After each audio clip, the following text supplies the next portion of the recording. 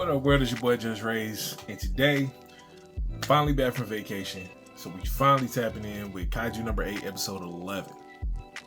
Let's get into it. Do me a favor.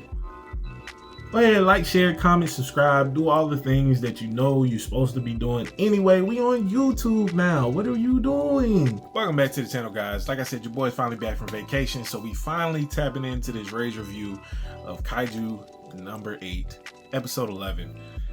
And this episode picks up right where episode 10 leaves off. At the end of episode 10, he gets arrested. Kafka gets arrested by Mina. And episode 11 starts not only with Kafka in custody, but with the High Council of the Defense Force actually meeting to figure out what they're gonna do with Kafka, because they haven't been met with this type of an issue in a very long time. So they're meeting to see what they need to do with Kafka, and this is where we get introduced to Kikuru's father, Isao Shinomiya, with him being the head of the Defense Force, and we see them all discussing, and they're all just kind of throwing out ideas to try to see what's going to stick as far as what they should do with Kafka.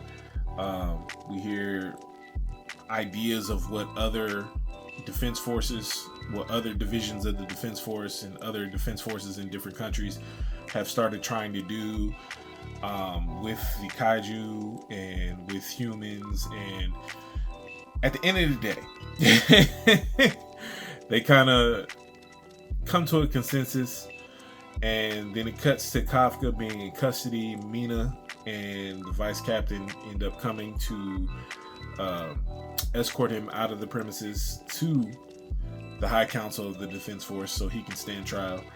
And they walk him through the building. Kafka just feeling defeated, doesn't know what to say, doesn't know what to do. He wants to start talking. The vice captain tells him to shut up. And then he's walking past all the rookies and all the different members of the Defense Force, and he just feels so ashamed. He feels like he let everybody down. But shout out to Leno, because Leno's a real one. Leno pops out. He's just like, "We believe in you. We believe in you, Kafka. We believe in you." And of course that brightens up Kafka's spirit going into the transport. And he gets in the transport as soon as the doors close.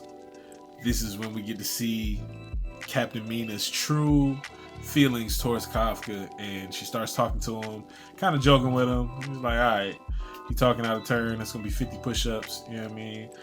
And they just have a little discourse, and you kind of get to see, like I said, Captain Mina's feelings towards Kafka, and just how she still remembers everything they talked about as children, everything that they experienced as children. She still has a fondness and a kindness in her heart towards them.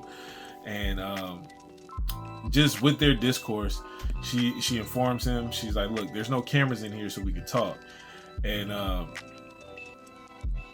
they just kind of, she pretty much tells him that nobody in the Defense Force has nobody in his division has any issue with him being a Kaiju. Nobody believes that he's not who he said he is. Nobody has any ill will towards him from their division. And everybody's proud of him still. They're thankful that he saved their life, and that there's no hard feelings on their end, including her.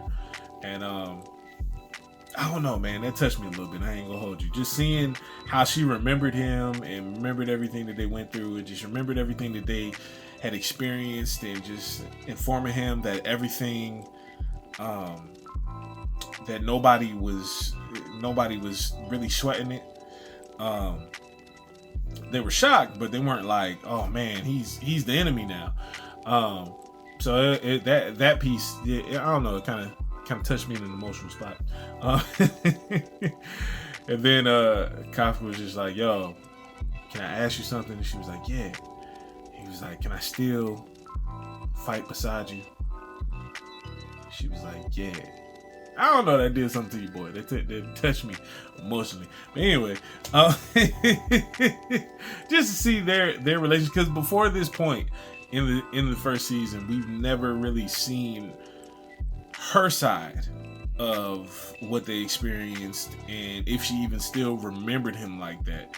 And so it was dope to actually see her confirm that she does remember Kafka and she does still have a fondness towards Kafka. So that was dope. He ends up getting to the High Council of the Defense Force. They put him in this room before they put him in this trainer. It looks like a danger room from X-Men. But they put him in his room. They have him strapped to a chair, and he's just sitting there, just kind of waiting to see what's going on. And the whole time he's waiting, we just get to see how everybody else is taking his arrest and wondering what their next steps are going to be. We have different rookies calling in favors from the different jobs that they used to have, seeing if they could help clear his name.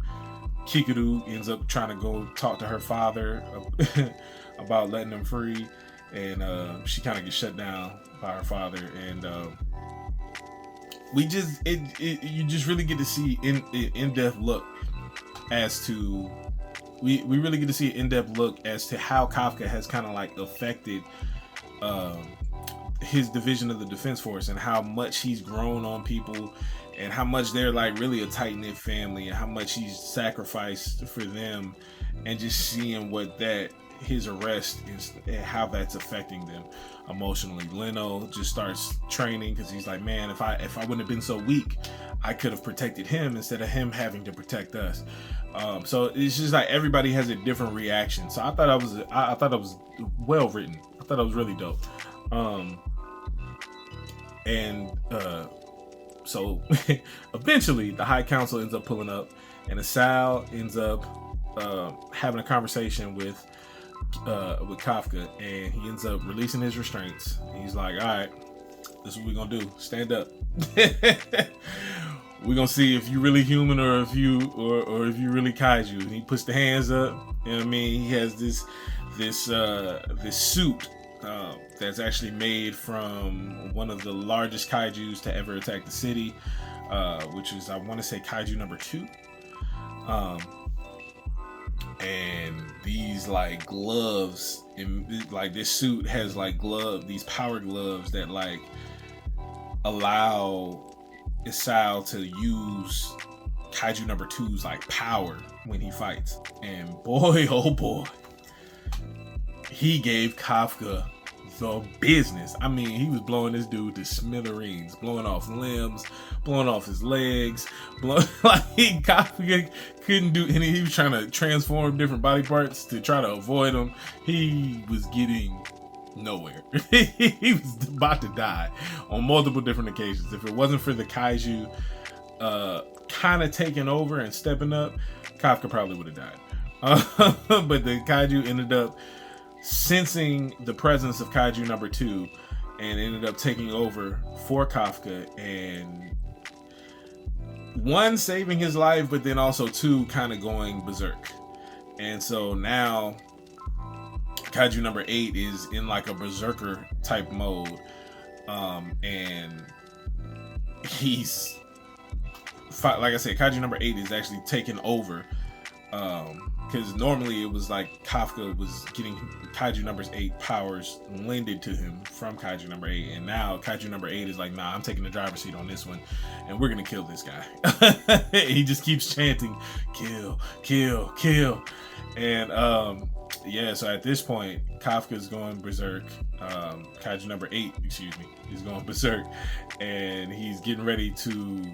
He landed a couple of blows on Asal, caught him off guard, and now he's fully in a berserker type of mode, and he's leading up to attack Asal, and then the episode cuts off right when he goes berserk.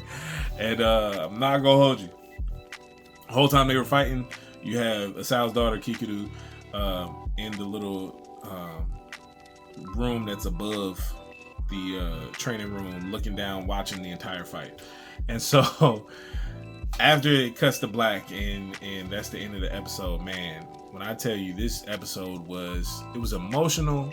It was great writing, It was dope to see everybody else's perspective on everything that happened with Kafka. Just seeing how he was accepted by his teammates, and seeing how much they really cared for him at the end of the day. And they were trying to get so much done to make sure that his name was cleared. To see Mina and how she felt about him, like, really come to light. See even the vice captain kind of make some jokes about, nah, we gotta have a real fight, because he was holding back when I first fought him. And did you see how everything just transpired this episode? It was dope. It was a beautiful episode. The fighting at the end between the Sal and Kafka was top tier animation. That was dope. Even Kikuru trying to go to her father to plead for Kafka was dope. Leno kind of taking a different approach in his grief in the situation, just wanting to become stronger. That was dope. And yeah, everything about this episode was just it was top tier. So for me, I'm gonna give this episode, I'm gonna give it a 10 out of 10. I'm gonna give it a 10 out of 10 because it was emotional. It was action packed. It was very plot driven. Like, I appreciate the fact that even though it didn't seem like much happened, we got to see more of how stuff has affected everyone.